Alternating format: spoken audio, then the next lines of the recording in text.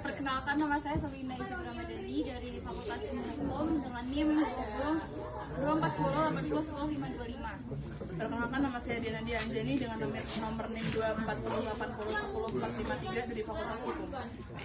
Perkenalkan, nama saya Halika Adipasya dengan NIM akhir 503 dari Fakultas Hukum. Perkenalkan, nama saya Alexa Ramdhani dari Fakultas Hukum dengan NIM akhir 158. Perkenalkan, nama saya Muhammad Fazli Maulud Taqwim. Saya NIM 240501083. Saya dari Fakultas Teknik. Perkenalkan, nama saya Yuda Rizky Manuel Manalu dengan NIM belakang 457. Perkenalkan, nama saya Muhammad Zaki Ardan Sabidodo dari Fakultas Hukum dengan NIM belakang 530. Perkenalkan, nama saya Birama Ramdan Santoso dengan NIM akhir 159 Prodi Ilmu Hukum. Perkenalkan, nama saya Muhammad Rizkyat, NIM 2405058 dari Fakultas Teknik. Perkenalkan, nama saya Ivan Akif Saputra dengan NIM 240500329 Fakultas Teknik.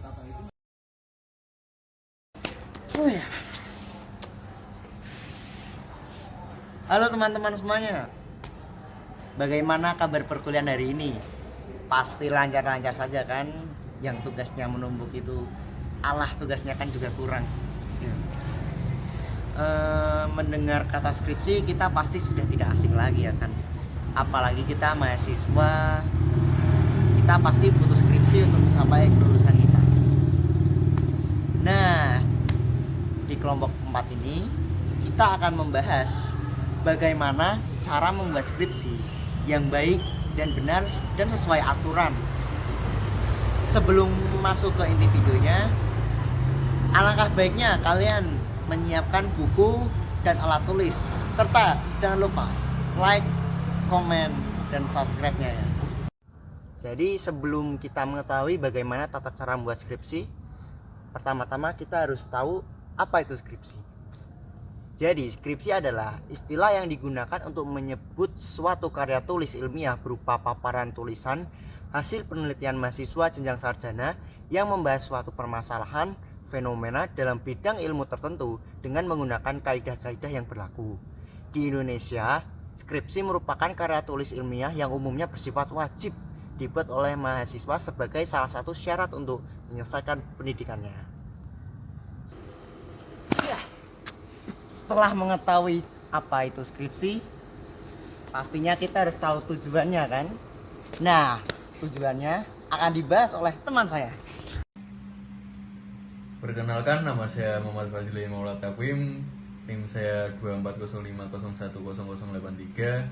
Saya di Fakultas Teknik. Tujuan skripsi yaitu untuk memperoleh gelar sarjana. Skripsi juga bertujuan melatih kemampuan mahasiswa dalam memecahkan masalah secara sistematis dengan menggunakan teori yang sudah dipelajari di bangku perkuliahan. Hasil penelitian ini tentunya bermanfaat bagi pengembangan ilmu pengetahuan. Berikut ini adalah contoh tujuan skripsi yang umum biasa digunakan anak-anak mahasiswa. Yang pertama yaitu mengidentifikasi masalah atau tantangan. Tujuannya yaitu memahami dan menganalisis masalah tertentu dalam suatu bidang. Misalnya, teknik bangunan atau manajemen sekolah untuk merumuskan solusi yang sesuai. Contoh yang kedua yaitu mengembangkan model atau metode baru. Tujuannya yaitu untuk menciptakan atau mengadaptasi model atau metode yang inovatif untuk meningkatkan proses atau hasil dalam bidang tertentu. Yang ketiga yaitu contoh yang ketiga, evaluasi program atau implementasi teknik. Tujuannya yaitu mengevaluasi efektivitas dari sebuah program, metode pengajaran atau teknik tertentu yang diterapkan di sekolah atau tempat kerja seperti teknik bangunan, teknik mesin, dan lain-lain. Contoh yang keempat yaitu menganalisis pengaruh variabel tertentu. Tujuannya yaitu menganalisis dampak atau pengaruh suatu variabel, misalnya teknologi dan lain-lain, terhadap kinerja atau hasil yang diharapkan. Sekian dari saya. Assalamualaikum warahmatullahi wabarakatuh. Perkenalkan, nama saya Muhammad Wali Syihab, NEM 24050500048 dari Fakultas Teknik. Dan di sini saya mau mendeskripsikan tujuan skripsi. Yang pertama, tujuan skripsi selain itu bisa mengembangkan ilmu pengetahuan yang diperoleh selama proses perkuliahan. Dengan menulis skripsi, maka mahasiswa bisa meningkatkan keterampilan dalam hal menganalisis, membandingkan, dan menjelaskan ilmu untuk penelitian yang sedang dilakukan.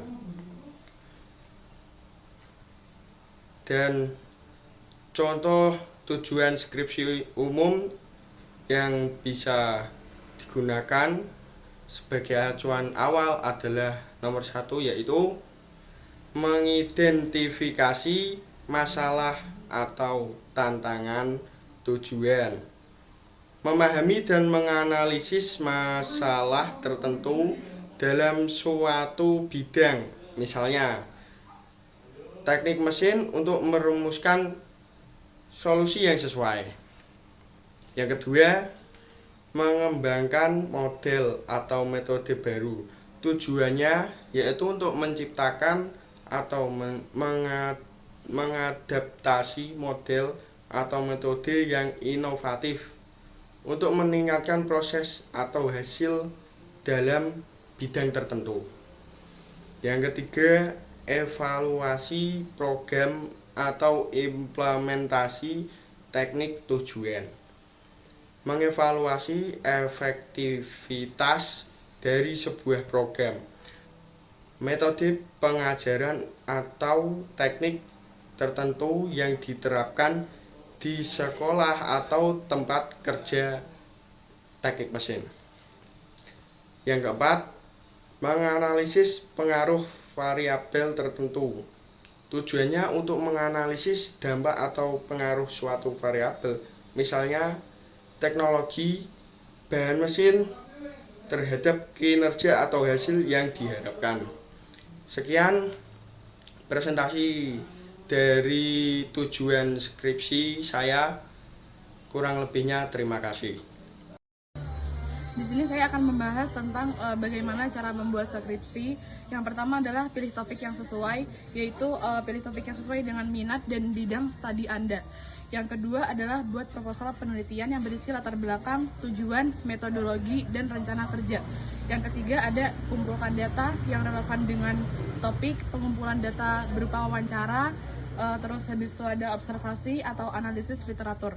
Yang keempat ada analisis data. Analisis data menggunakan metode yang sesuai dapat melibatkan penggunaan perangkat lunak, statistik, atau teknik analisis kualitatif. Yang kelima, tulis bab skripsi. Mulailah menulis bab skripsi Anda termasuk pendahuluan, tujuan pustaka, metodologi, hasil penelitian, analisis, dan kesimpulan. Yang keenam, edit dan revisi. Setelah menyelesaikan penulisan skripsi, lakukan edit dan revisi. Yang ketujuh, presentasikan skripsi. Setelah skripsi selesai, Anda akan diminta untuk mempresentasikan hasil tersebut. Yang kedelapan, lakukan revisi akhir. Setelah presentasi, Anda mungkin akan diminta untuk melakukan revisi lagi berdasarkan masukan dosen dan dosen penguji. Perkenalkan, nama saya Alexa Ramdhani, saya dari Fakultas Hukum dengan NIM belakang 158. Saya akan menjelaskan tentang struktur skripsi. Struktur skripsi terdiri dari bab 1 yang berisi tentang penjelasan mengenai hal yang akan diteliti. Bab 1 atau pendahuluan terdiri dari beberapa hal. Yang pertama adalah latar belakang masalah. Latar belakang berisi tentang pernyataan atau argumentasi tentang hal yang akan diteliti. Selanjutnya ada rumusan masalah yang berisi tentang substansi atau permasalahan yang akan diteliti. Rumusan masalah terdiri dari berbagai kata tanya yang diakhiri dengan kalimat tanya. Selanjutnya ada tujuan penelitian yang berisi atas tujuan melakukan penelitian tersebut. Selanjutnya ada manfaat penelitian yang berisi tentang hal yang diharapkan dari penelitian tersebut. Selanjutnya bab 2, landasan teori. Landasan teori ini menjelaskan tentang teori yang digunakan dalam penyusunan skripsi. Landasan teori terdiri dari kerangka teori yang berisi tentang teori-teori yang relevan dengan penelitian. Selanjutnya ada tinjauan pustaka yang berisi tentang gambar, konsep, referensi, ataupun acuan penyusunan serta kerangka pemikiran berupa bagan. Selanjutnya ada hipotesis. Hipotesis berisi kesimpulan atau jawaban sementara dari hasil penelitian, ditandai dengan kalimat petik, seperti contoh adanya pengaruh dan tidak adanya pengaruh. Selanjutnya saya akan membahas bab ketiga, yaitu metodologi penelitian. Bab ini berisi prosedur penelitian skripsi meliputi teknik pengumpulan dan analisis data, seperti pendekatan penelitian, jenis penelitian, metode penelitian, teknik pengumpulan data, dan teknik analisis data. Di bagian pendekatan penelitian berisi tentang pendekatan kualitatif, kuantitatif, dan campuran. Pendekatan penelitian kualitatif adalah pendekatan yang lebih menekankan pada aspek pemahaman secara mendalam terhadap suatu masalah daripada melihat permasalahan untuk penelitian generalisasi. Metode penelitian ini lebih menggunakan teknik analisis mendalam, yakni mengkaji masalah secara kasus per kasus. Yang kedua yaitu pendekatan kuantitatif. Pendekatan kualitatif ialah pendekatan yang di dalam usulan penelitian, proses hipotesis turun ke lapangan, analisis data dan kesimpulan data sampai dengan penulisannya menggunakan aspek pengukuran, perhitungan, rumus data, dan kepastian data. Yang ketiga yaitu metode campuran. Adalah jenis penelitian di mana peneliti menggabungkan unsur-unsur pendekatan penelitian kualitatif dan kuantitatif. Metode campuran ini berfokus pada pengumpulan, analisis, dan percampuran data kuantitatif dan kualitatif dalam satu studi untuk. Yang kedua, ada jenis penelitian yang berisi jenis penelitian eksplanatif, deskriptif, dan eksploratif. Penelitian eksplanasi merupakan penelitian yang menjelaskan alasan terjadinya suatu peristiwa dengan cara menganalisis hubungan antara variabel yang satu dengan variabel lain yang diteliti. Penelitian deskriptif adalah penelitian yang berisi penjelasan tentang ciri-ciri suatu keadaan yang diteliti. Dalam penelitian deskriptif, penelitian tidak memberikan kesimpulan umum. Penelitian hanya memaparkan, memberikan gambaran, melaporkan suatu objek dan keadaan atau peristiwa. Penelitian eksplorasi merupakan penelitian yang dilakukan untuk mendapatkan informasi mendasar tentang suatu permasalahan yang belum pernah atau masih jarang diteliti. Yang ketiga yaitu metode penelitian, berisi tentang survei, eksperimen, analisis isi, fenomenologi, studi kasus, atau metode lain yang sesuai. Survei digunakan untuk mengumpulkan data dari banyak orang melalui kuesioner atau wawancara. Eksperimen dilakukan dengan mengubah satu variabel untuk melihat dampaknya pada variabel lain. Metode ini sering digunakan untuk mengetahui sebab akibat. Analisis isi adalah cara meneliti teks atau media, mencari pola atau makna tertentu. Yang keempat, fenomenologi bertujuan mendalami pengalaman pribadi seorang terhadap suatu fenomena. Lalu studi kasus melibatkan penelitian mendalam pada satu contoh tertentu, seperti perusahaan atau peristiwa. Yang keempat yaitu teknik pengumpulan data yang berisi kuesioner, wawancara, FGD, studi pustaka, observasi, atau teknik lain yang sesuai untuk mengumpulkan informasi. Cara-cara tersebutlah yang dapat digunakan dalam mengumpulkan data untuk skripsi. Yang terakhir ada teknik analisis data. Di sini menjelaskan cara menyajikan dan interpretasi data. Teknik yang biasa digunakan berupa semiotika, framing, atau dengan bantuan aplikasi SPSS. Teknik semiotika bertujuan untuk menganalisis simbol teks secara sistematis. Kalau teknik framing adalah pendekatan untuk mengetahui bagaimana perspektif yang digunakan wartawan dalam menyeleksi isu. Baik, kita akan masuk ke bab 4 yaitu hasil penelitian dan pembahasan. Di bagian ini saya akan memaparkan hasil-hasil yang diperoleh dari penelitian yang sudah dilakukan, serta membahas makna dari temuan tersebut. Bab ini merupakan inti dari skripsi karena berisi data dan analisis yang menjawab pertanyaan penelitian yang telah dirumuskan sebelumnya. Di bab 4 ini, kita akan melihat bagaimana data yang sudah dikumpulkan, diolah, dan dianalisis. Hasil analisis ini akan menjawab tujuan dan hipotesis penelitian, serta memberikan gambaran mendalam tentang objek yang diteliti. Kemudian yang pertama yaitu ada gambaran umum. Kita akan membahas gambaran umum di sini. Saya akan menjelaskan profil dari objek penelitian serta karakteristik responden yang terlibat. Ini penting untuk memberikan konteks mengenai siapa yang diteliti dan bagaimana karakteristik mereka berpengaruh dalam hasil yang diperoleh.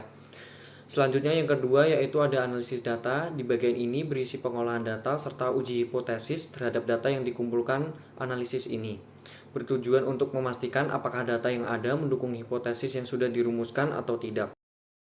Bab terakhir adalah bab penutup yang terdiri dari kesimpulan dan saran. Pada bagian kesimpulan, kita merangkum temuan utama dari penelitian, sedangkan saran biasanya ditujukan untuk penelitian lanjut atau pihak yang berkepentingan. Saran ini bertujuan agar hasil penelitian kita bisa dimanfaatkan lebih lanjut atau menjadi acuan bagi penelitian berikutnya. Itulah tata cara penulisan skripsi yang perlu diperhatikan. Dengan memahami setiap bab dan fungsinya, kita bisa menulis skripsi dengan struktur yang baik dan benar.